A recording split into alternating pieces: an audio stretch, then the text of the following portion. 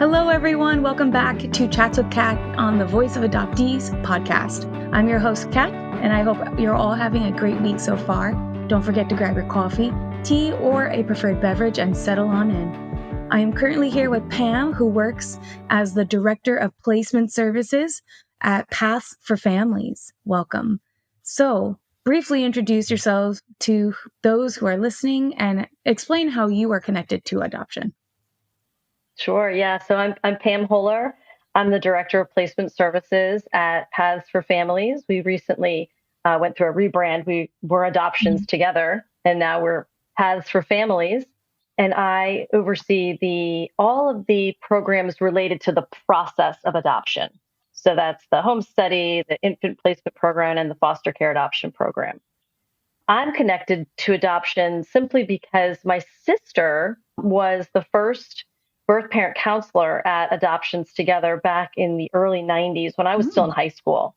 And it was a really pivotal time for me. I was trying to decide what to do with my life, what I was going to study in college. And I just really felt drawn to the work that my sister was doing, working with women during a really challenging time in their life and showing sensitivity and care in a way that I don't know if I had seen my sister do, previously.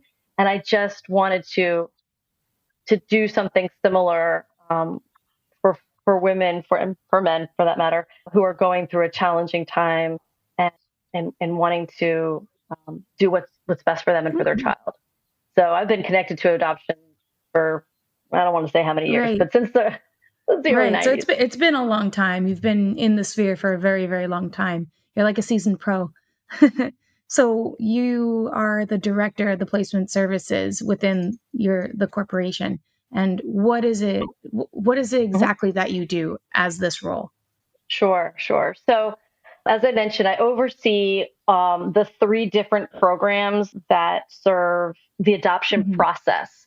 So, there's the adoption process, and then there's living life as an adoptive family, an adoptee, a birth mom. And I focus on that process from when a family first applies to adopt and they get a home study. So that's one of our departments, is the home study department. And then I oversee the program that is the infant program. So this is where expectant parents who are considering adoption come for information about adoption, options counseling, and trying to decide what to do. And also the families who are waiting to adopt. So we help with the matching, we help with the legal work and the post-placement services through finalization. And then I also oversee the foster care adoption program. So these are families who are wanting to adopt a child from foster care. So currently there are over 100,000 children in foster care whose legal parental rights have been terminated, and they're in need of an adoptive placement. So we are helping our families in our jurisdiction, which is Maryland, DC, and Virginia, connect with children from across the country who are in need of an adoptive family. So I oversee all of those programs as families are going through, like I said, that process of application to finalization. Okay. So what is the difference between an adoption agency and an adoption facilitator, and why have they become so prevalent, do you think? Yeah, that's a great question.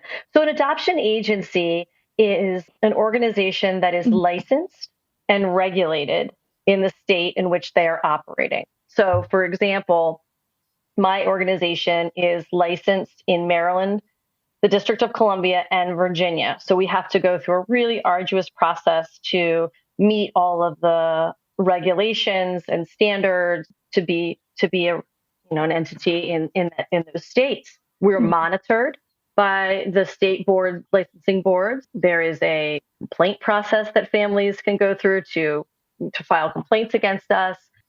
And it's just a, like I said, we're just we're a highly regulated process or organization.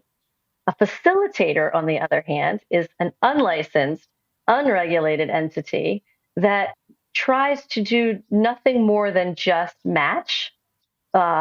Terms might be baby brokers, matchmakers. They're charging a significant sum of money for families to match with pregnant individuals who may or may not actually be considering adoption, and then step out. Okay, so they match, and they match very early usually, and then they step out. So these two parties are left with kind of like, okay, what do we do now? But the big thing is they are unlicensed, unregulated. So there's no monitoring really of what they do. So like that's very interesting to me because I had never heard of an adoption facilitator. It was not something I was aware of, and I find it very interesting because it's like you said, it's in a way it's almost like regulated, legalized, and there's just a whole legal department behind it versus the facilitator where there I don't even know how to explain it. That kind of has blown my mind, and I didn't really have this understanding of it when I was trying to look it up. So thank you for explaining that to me. Well, how do you recognize a facilitator versus a legitimate agency? Is there like a process? Is there you said that there's certain requirements that you have to have as an adoption agency, certain certifications, perhaps, things like that. So like what are things that people who want to adopt, what can they inquire about, or how can they tell the difference between the two? Yeah. It's not easy. So I'll tell you that right off the bat. It's not easy to decipher which is an agency and which is a facilitator. You can, if you're a prospective adoptive parent and you're researching, where to start, you might type in adoption in Maryland. And to be honest with you, the first 3 or 4 places that pop up might actually be a facilitator. Their website looks like an agency.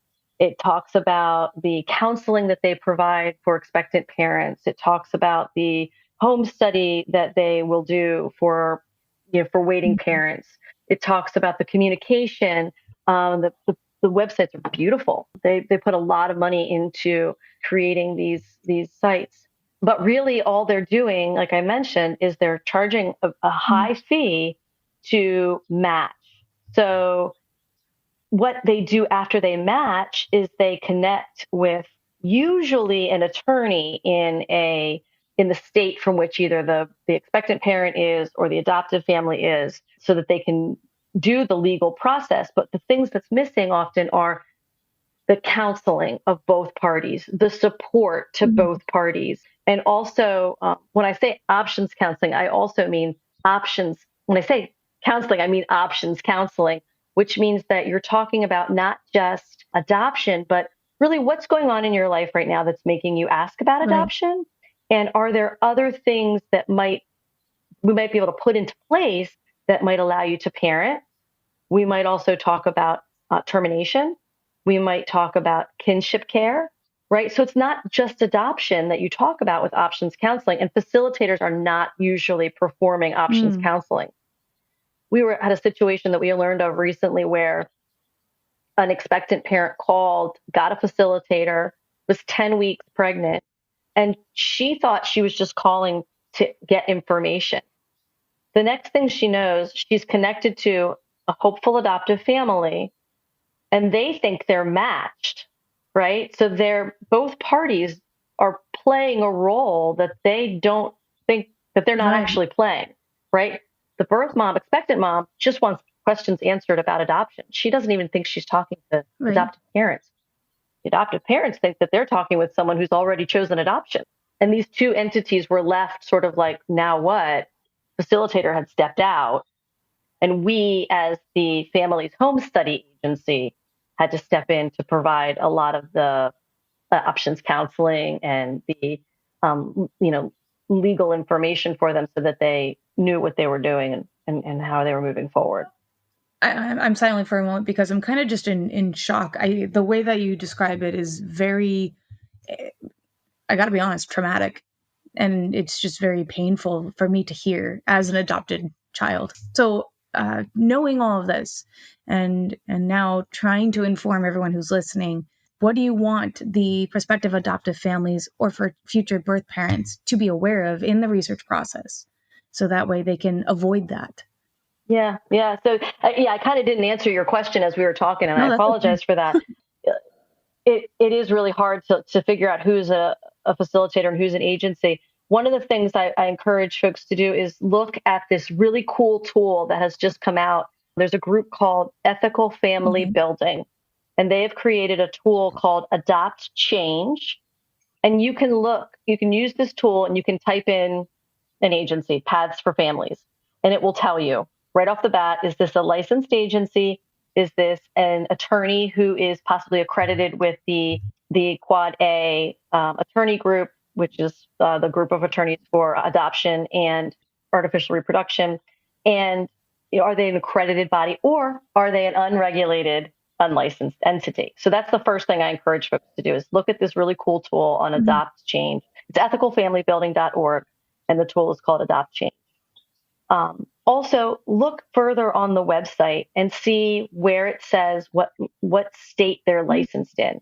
Most facilitators will say, we can work in all 50 states. There is no agency that is licensed in all 50 Yeah. states. That would be an incredible undertaking for any agency to be fully licensed in all 50 states. What they're saying is, we can connect you with somebody in all 50 states, but we're not the ones who are actually Right. doing the work.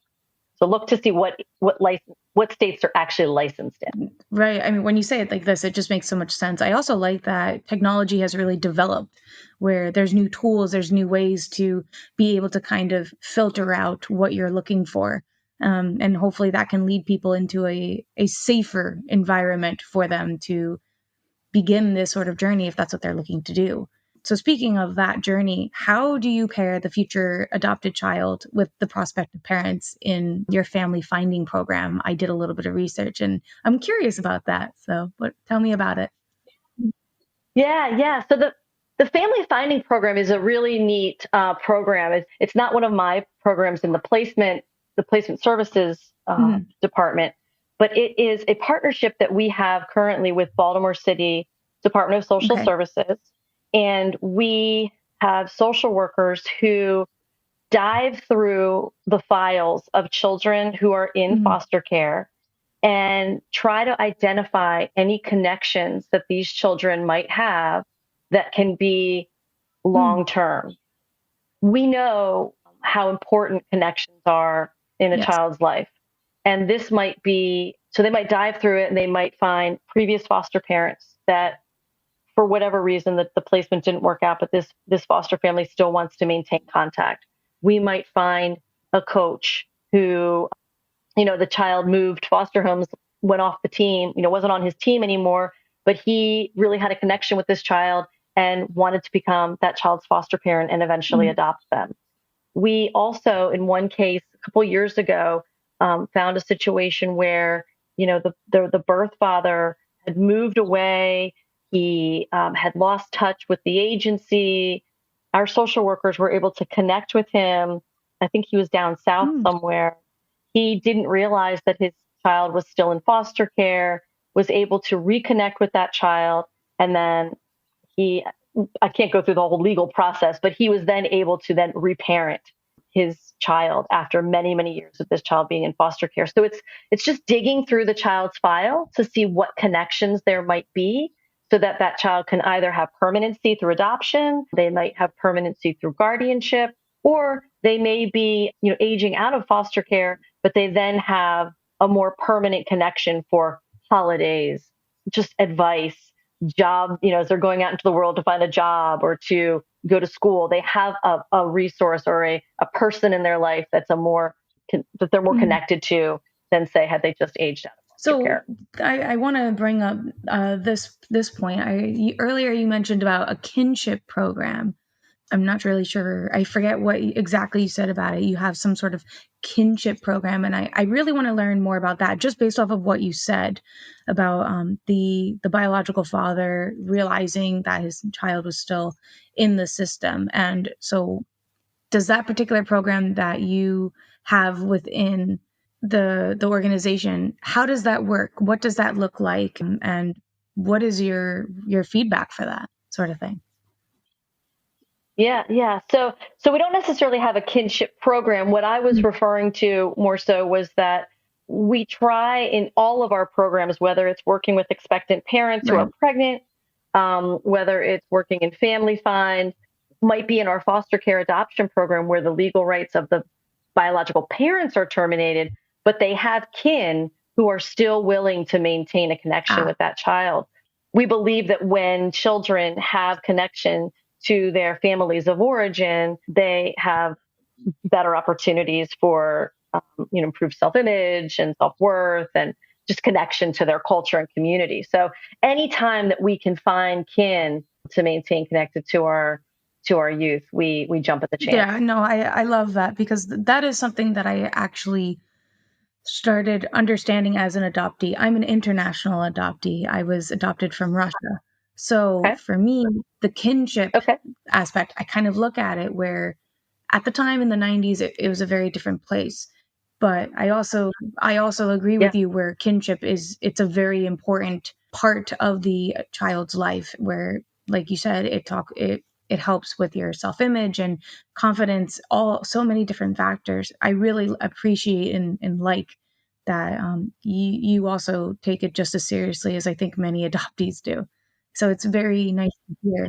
Yeah. There's a Yeah. lot of That's I as I said earlier, like I'm really glad to hear that from you as an adoptee. Our agency in our placement programs, we do believe in open mm, adoption as well whenever possible. We encourage our birth parents to have as much openness as they feel comfortable with. We prepare our adoptive families for openness. So they're anticipating that. Now that might not be something that the birth family wants, but our adoptive families are prepared for that because yeah, we know that having that connection or having that, just that knowledge of who you are and where you came from is right. so vital when you're Oh growing yeah, up. 100%. Yeah. And again, I pull from my own experiences of my life having come from a closed adoption, and I didn't really know very much. I wasn't allowed to know very much just because it was a closed adoption. Right. So just going back to the parents for a moment, what are some worries or concerns that prospective parents have when they come to you, when they first begin their journey? I'm curious. Yeah. Yeah. That's a Mm, good question. I think often, the first thing that families think of is, will this work? So many of our families have come to us after struggling with infertility and they're thinking, okay, this next step is adoption. Will this work? Right? Nothing else has worked for us in terms of growing our family. Will this work? Another thing that they worry about is, will I be a mhm, good parent? Will I be able to um, parent my adopted child the best way that they need, that they deserve? Will I be able to honor their birth family? Will I be able to honor their culture? Will I do a good job as a parent?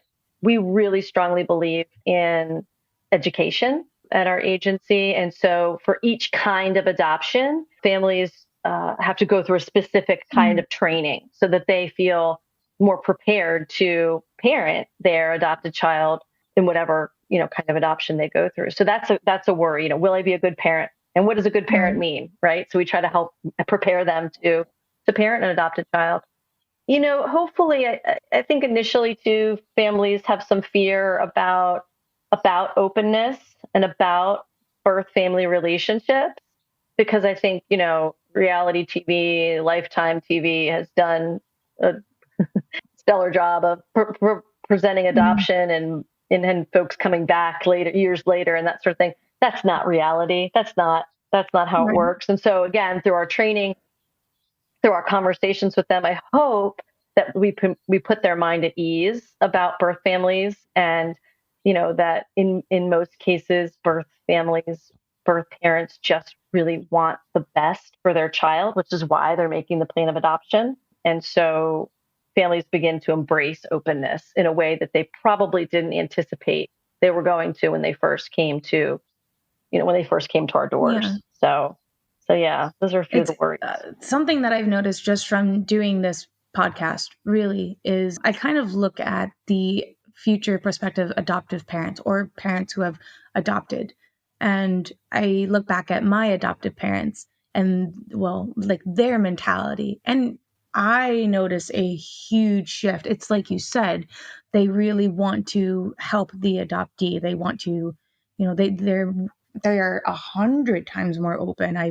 I was really shocked. I was taken aback at how open they were and how they really worry about the adoptee and their adopted child, and then how just on their side they are. I did not have that experience necessarily growing up, so it's nice for me to hear that, to see that. And I think there's just a very big shift in that sort of direction, from the older generation who had previously adopted. It's interesting. It's kind of like a wave of change. Um, hmm hmm so Well, I'm glad you see it, because I think that, there are a lot of us in the community who are trying hard. As I mentioned earlier, we want to do right yeah. by adoptees. We want to do right by you. And thankfully, there's a lot of research that's been done. We're also listening to your voices. We're listening to the voices of adult Mhm. adoptees saying, I wish I had this kind of situation, whether it be related to their birth family relationships, or maybe in a transracial adoption, how they felt living in a family that was a different race than their own. We're trying really hard to listen to those voices to say, okay, how can we do this differently now so that adoptees, people who are being adopted now, can have a different experience than folks who were maybe adopted in the 90s. So going off of that, does Path for Families offer post-adoption help or guidance for adoptees and adoptive parents? And is there a difference between the two, in terms of, is adoptee guidance different than adoptive parent guidance, if that makes sense? Yeah, that's a great question. Yeah, no, I think it is. We do offer post adoption counseling for all members of the triad, or constellation. That's another term that we're using now Mhm. as well. But we have counselors who specifically work with birth parents, who work with children, and who work with Mhm. adoptive parents. And yes, the issues, I think, are different for each member. For all, I think, across the board, there is a level of grief counseling that needs to be addressed from the very beginning. A grief that, either the situation isn't as they anticipated, or there just happened to be grief from the loss that people experience because of adoption. I think the acknowledgement of that has to be kind of in Mhm. the center of the conversation. And so our birth parent counselors are working with a lot of our birth parents and birth fathers who are going through the various stages of grief and acceptance, and also learning to navigate that new role that they're playing as a Mhm. birth parent, as opposed to maybe a parent who's there every day. Our counselors that work with children are also helping to discuss their identity, and who they are as a member of two Mhm. different families, right? An adoptive family and a birth family, possibly two different cultures or three different cultures if it's an interracial adoption, and accepting who they are truly. We hear a lot of adoptees talk about how they've had to Yes. mask themselves in their different roles in life. And so our counselors work with them on, like I said, the grief, but also on that identity piece of, who am I and where am I in my world? And then for adoptive parents, I think there's a lot of work that needs to be done on Mhm. acceptance of, where of the others, right? Like, particularly the Mhm. child, right? Like, this child is going through something or expressing themselves in a certain way or finding out who they are connected to, and there might be some sense of Mhm. rejection from the adoptive parents, or rejection of their adoptive parents. And so for our adoptive parents, we have to work with, like, this is your child's journey, and there needs to be a level of acceptance, as you go through that, and helping them as they go through this, because this is really their journey. So yeah, each kind of counseling is different and has different issues, but I do think that, the center for a lot of it is It's grief. funny that you bring this up, and I can speak for a lot of adoptees. I have recently been speaking with, I mean, just my whole world has opened up so much. And this notion of loss and grief, I never saw adoption in this sort of light until it was brought to my attention. And it really kind of, I'm not even sure how to explain it, but it was a feeling that I knew I had, but I didn't know how to put into words. So it's interesting because there's so many different reasons for grief, right? The loss of family, or the loss of self, the loss of understanding of this. So the fact that you bring up loss for the adoptee specifically, because I know I can't really talk about adoptive parents. My parents were they didn't really want me to connect to like where I was from. They didn't really want me to connect to my heritage. Mm-hmm. So when you talk about openness and acceptance, it also needs to be about, the adoptive parent being open and willing to incorporating their, just pieces of where they've come from into their life as well. Again, being from Russia, I was not allowed to learn the language. I was not allowed, the only reason why I knew anything about Russian food was because of my grandmother, who would make borscht, right? And that was it. Couldn't learn the language, couldn't, watch different things. My mom didn't even want me to do ballet because just things like this. So I think it's good to focus on loss and grief. It's also very, very important to encourage parents to be open to just keeping the child's roots intact as well. It's important because that's part of their identity, right? So I just really like what I'm hearing. I didn't expect to hear all of this, I guess.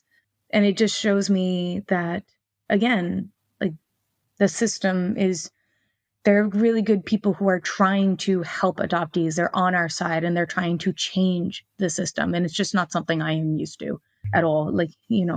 So what do you think are some potential solutions for change, or what can be done to further improve the system? Yeah.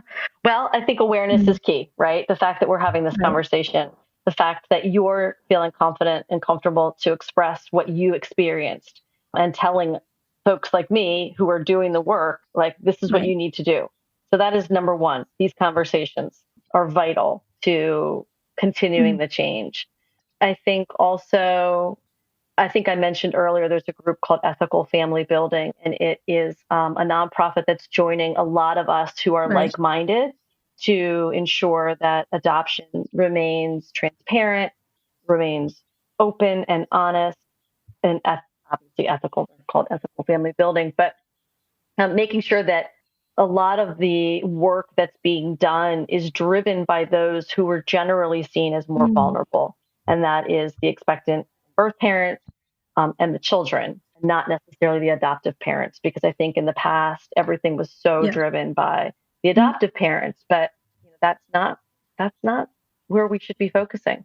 So I'm really enjoying the work that we're doing with the other agencies that are involved with ethical family building. There's also some legislation that's happening right now to help combat some of these things that we're talking about. A couple of bills that have been introduced or will be introduced nationally are the Adopt Act, which would prohibit the unlicensed paid adoption facilitators, intermediaries from advertising in states in which they are not licensed or regulated. So right now, state adoption is regulated by state law, but we're really hoping to get more national regulation so that things can happen from within states, between states, I should say.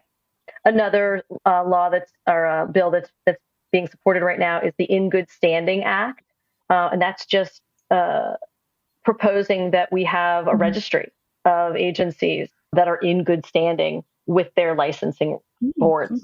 Kind of like what the Adopt Change tool that I talked about earlier, but this would be more of a nationally regulated list.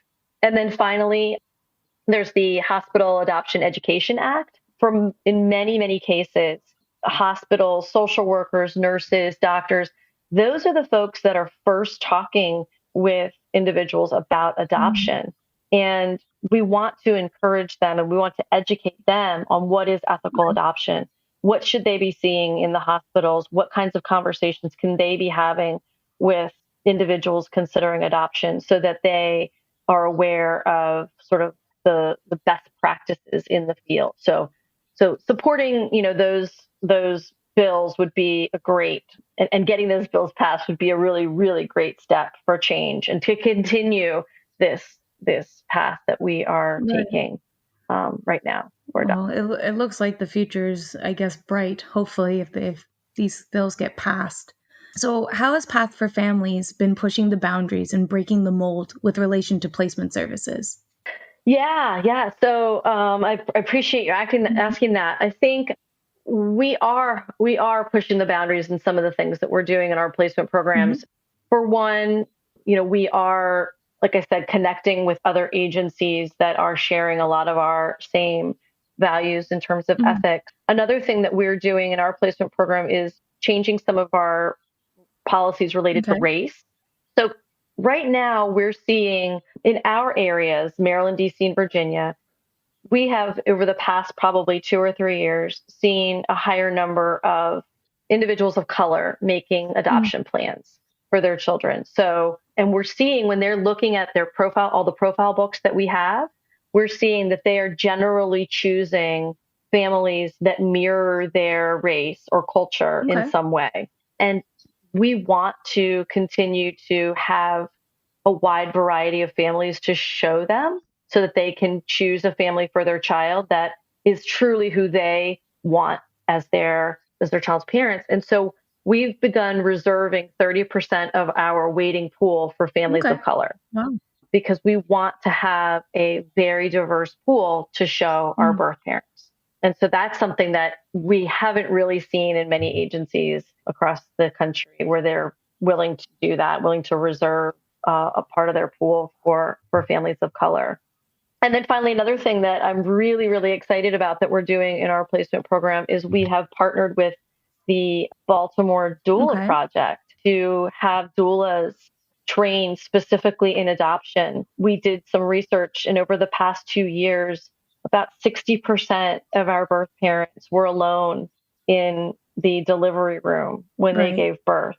And so we think that that's Right. not right. And so, with connecting with this doula project, we've been able to match our birth moms with a doula.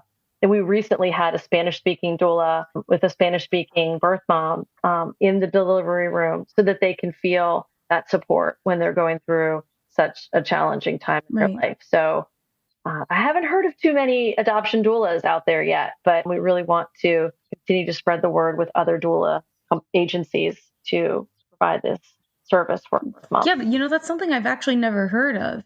So what specifically is it's a you say it's a doula, right? A Yeah. doula, yeah. Okay, so a doula is personally, I didn't have a doula when I gave birth 19 years ago, but they are just individuals who their role is to be a support person for the parent, the birthing Mhm. person, when they're giving birth. So, you might have the partner there as well, but this person is specifically trained on breathing techniques, body positions, mindfulness Mm. tactics, as well as the physical pieces of delivery. And they're there to be an advocate for the birthing person as they are in delivery. So they're not the medical provider, they're not the spouse, they're not the Right. partner. They're just there solely to be a physical support for the individual who is giving Yeah. birth. Wow. Yeah. I like that. So, I think that having an extra layer of support, it never hurts, you know. But yeah. going back to the agency. So transformational trauma trainings are offered here. Yep. Please Yep. elaborate because when I Yeah. saw it on Yeah. your website Sure. and I was very intrigued. I hadn't really seen anything that really related to that. Yeah. So Yeah. I'm So, curious.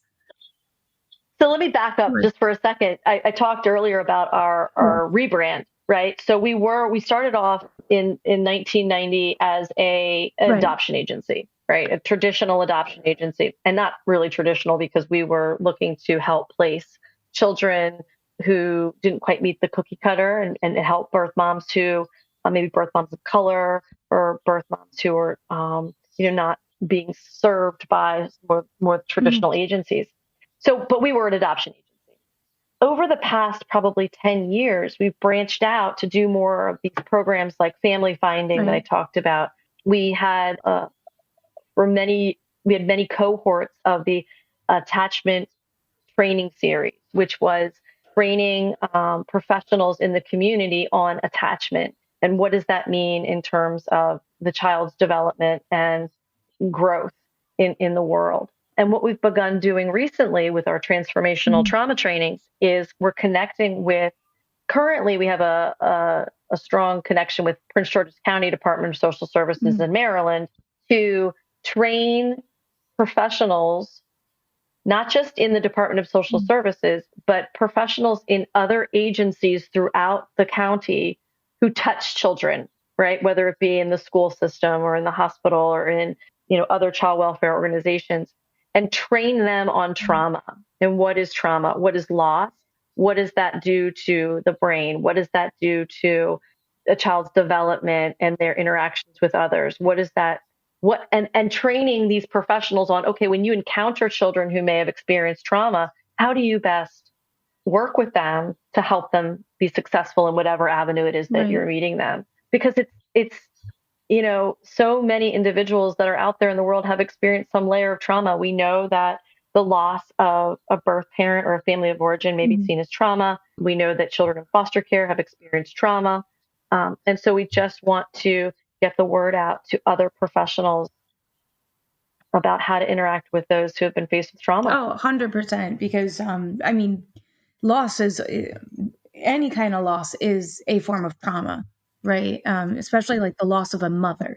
It's really like the adoptee's connection to, it's kind of like in the hospitals, how once you're born, they immediately give you to your mother to hold you, so that there's that skin to skin contact, and there's this sort of like comfort sort of thing. So when you're ripped away from that, you're right, it does have psychological effects. It has neurological effects. It has a lot of different effects on the individual. And it's the same thing with like the foster children, because bouncing around from home to home to home is loss and trauma in and out of itself as well. Again, I didn't really start thinking about how it was loss until very recently, where my mind has really been opened and I can understand it now. And I just couldn't explain it. And again, the trauma, what your organization does is, I have not really heard that from many other places, and I think it is a very new concept. And it's just really nice to see that adoption agencies are really trying to, again, just be about the adoptee as well, and about the birth parents. It's nice, and the relationships, and because it all matters, and that's where we've grown from the past. It's a huge difference. At least I see it. And, I know maybe not every adoptee may share the same opinion as me. And it's okay, because we can all have like different opinions and things like that. I personally think that this is a good thing. And I hope it continues this way. But way earlier, you mentioned about home studies. And I kind of want to get into that. So I think you said it was for parents, correct? And if they are, like, what are they? How can they prepare for them? I'm not exactly sure if it's something that is pre-adoption, post-adoption, like what goes into home studies. What does this mean? Sure. Yeah. So every family that wants to adopt goes through the process of a home study. And this is pre-adoption. So this is kind of like the first step. You have to have a home study completed in the state in which you reside. So you might be adopting, for example, your parents, you said you were adopted from Russia, but maybe they lived in Maryland, right? So they needed a home study completed in Maryland in order to adopt from Russia. So a home study is a comprehensive process. It's both a document and a process. So at the end of the day, you have this like 15-page document, but it encompasses interviews with a social worker about parenting, about adoption issues, about your family of origin, your chronology of life, how you were parented. Also comprises a bunch of documents. We have families provide us with background clearances, with their criminal and child abuse background clearances, their driving records, their financials. We have folks write an autobiography, a medical, lots of things. Families have to have, depending on which jurisdiction they live in, they may have the health department come out and approve their home, the safety of their home, right? Like, what is the temperature of their hot water heater? Do they have child safety locks on their cabinet doors? Things like that. So it's this whole process. Usually, like I said, there's usually about 4 interviews.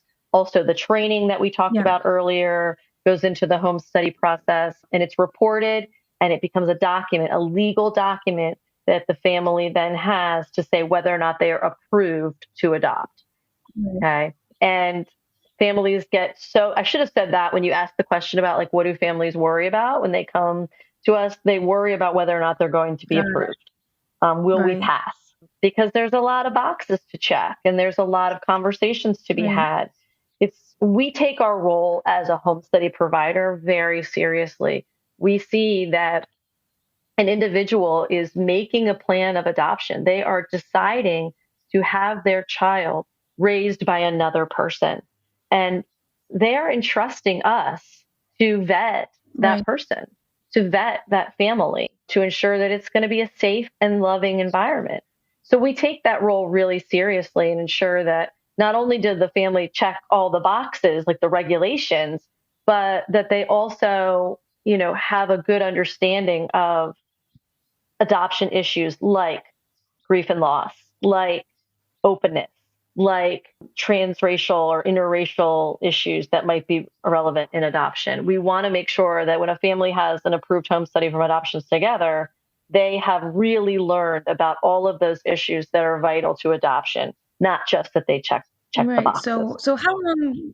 So Yeah. that's a home Well, how study. long does that take? You say they come out like a few times. It's not just once. It's not a one-time thing. So they check back to make sure that you're Yep. consistent. Like how long would you say is the time period that the whole study can be conducted? Yeah. A lot of that is dependent on the family and how quickly they get the paperwork done and how quickly they can get their medical Mhm. appointments in and that kind of thing. But on average, I would say a home study takes about 3 to 6 months to complete again, it's about a 15-page document, 15 to 20-page document that's written. It's a Right. narrative. So between the interviews, the collecting of the documents, the training, the writing, it takes about 3 to 6 months to complete a home study. Okay. It's just good for prospective parents to be aware of. And I didn't know it was called a home study, but I think when I was looking through different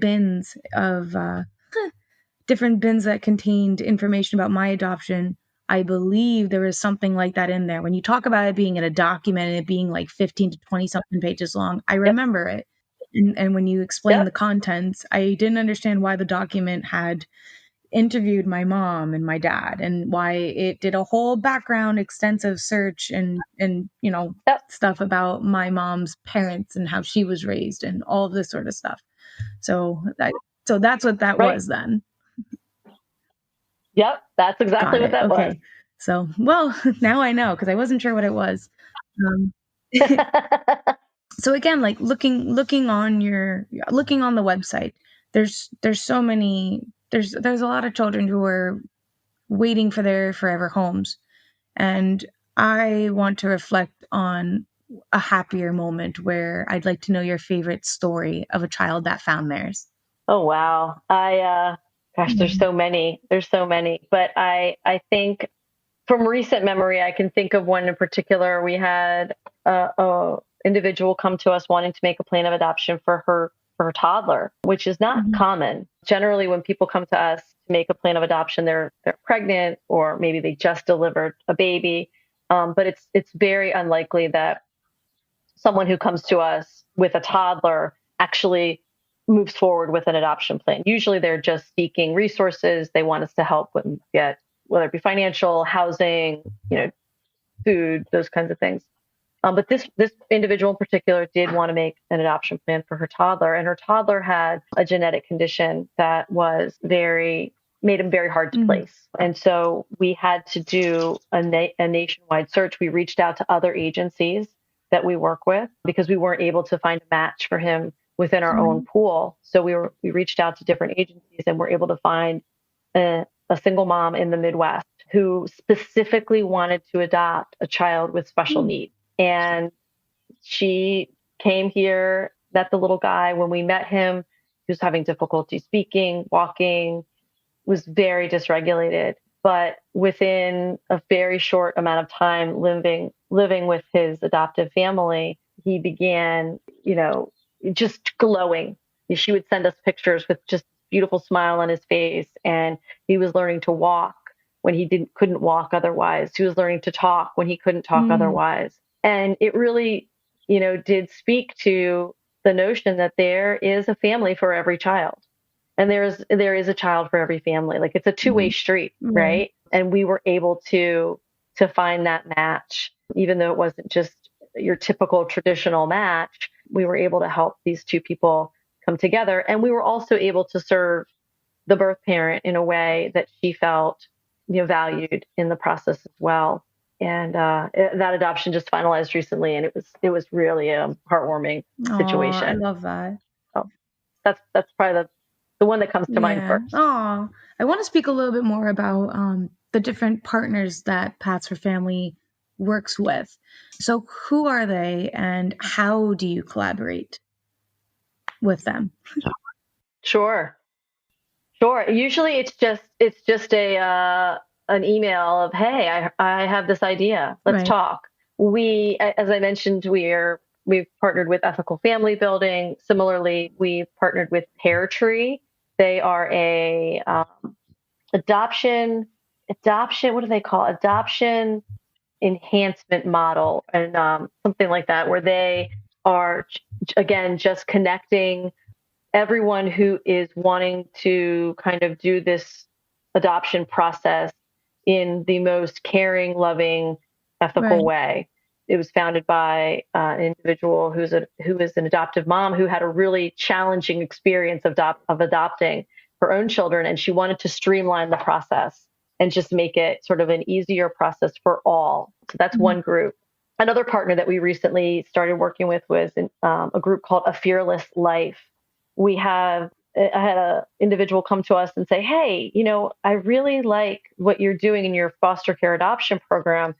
So just for those of you that don't know, in some states, you can't go to your public agency and get homesteaded and trained to adopt from another Mm. state, right? They only really want you to adopt from Right. their state. But as I mentioned earlier, there are over 100,000 children across the country who are in need of adoptive families. So this individual said to me, how can we partner to make it easier for families to adopt using a private agency, but from the public foster care system? And I said, let's Right. talk. So he started a nonprofit of his own to help fund families to adopt from a private agency children from the foster care system across the country. So the Fearless Life is another partner that we have out there. And also just the local departments of social services. We've reached out to them and said, what do you Mhm. need?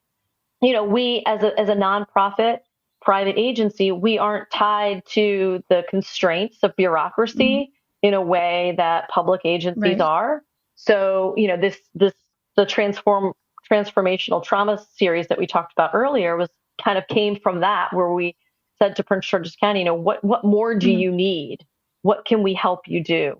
And this is what came from that. So, yeah, there's a lot of different partners out there that really just start from one conversation of how can we make the system better. Oh, I really personally enjoy hearing that.